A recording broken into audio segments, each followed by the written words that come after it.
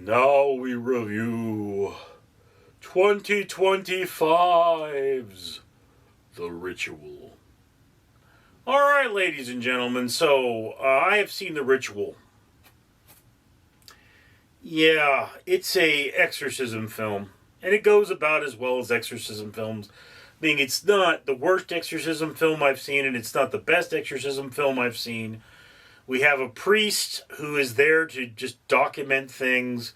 We have a very knowing, I think he's a monk or an abbot of some kind, who is like, look, I've been here before, and I don't want to argue with you. I just want to get this done. And then you've got various other people along with this girl who is possessed. Reasonable scenario. I mean, it's one of the things that really shines about this movie is that abbot or monk or whatever he is. He's like, we should really tie her down. I'm not going to argue with you. You don't want her tied down? She won't be tied down. You're going to realize why we do that. Okay? You're going to see what's going on in this movie. You don't need me to sit there and press the point. I don't need to argue with you. It's going to happen, and then you're going to be like, oh yes, that's why we do that. And I love that about this character.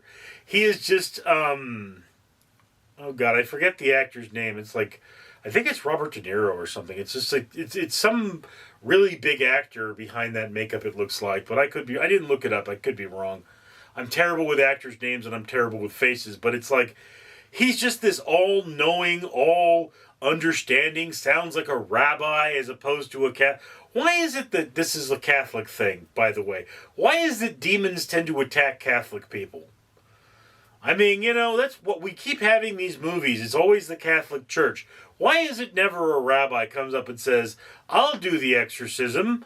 Because, I mean, that's a thing in Jewish folklore. Anyway, so yeah, look. This movie is fairly effective in terms of its atmosphere. I mean, things are very brooding. Things are very upsetting. There's no pea soup vomiting, as I recall.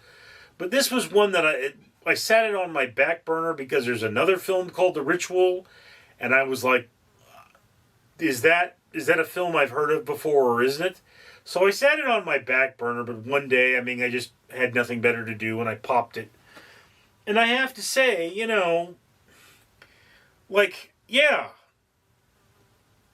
this is a fairly effective exorcism film.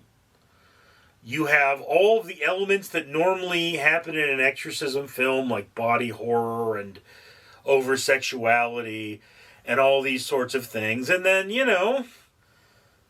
exorcism happens and it's all traumatic and there's a strong emotional bonding here. Although I have to admit that if I regularly watched exorcism films, this one is not going to stand out to me. But it was effective. It did its job. It scared me enough. So I have to say that this particular film, it does go in the middle, possibly even the upper middle of your watch list. I know we're getting into the spooky season here. It is now autumn. And to be completely honest with you, yeah, this is a solid horror movie to watch in this season. It doesn't have the total pizzazz and definition of other films, but it's certainly going to bring you in. It's certainly going to give you what you need to get through that spooky season with joy. So anyway, that's just my opinion. And I'd love to hear yours down in the comments below. I, of course, am Richard. Greetings, humanity. I'm Randall the Rat, and I'm here to remind you that, well, you should probably comment, like, and subscribe now. And why? Well, the world isn't all that great, and Random Street Theater here is trying to change it. We do things like have trash removed from the ocean, pay for trees to be planted, and even feed orphans. And you can help. You can comment, like, and subscribe, and it's free. When you think about it, if you don't do those things, well, what are you saying? Are you saying you don't care about the ocean and trees and even orphans? Well, sounds like you're a bad human. And you have a delicious face.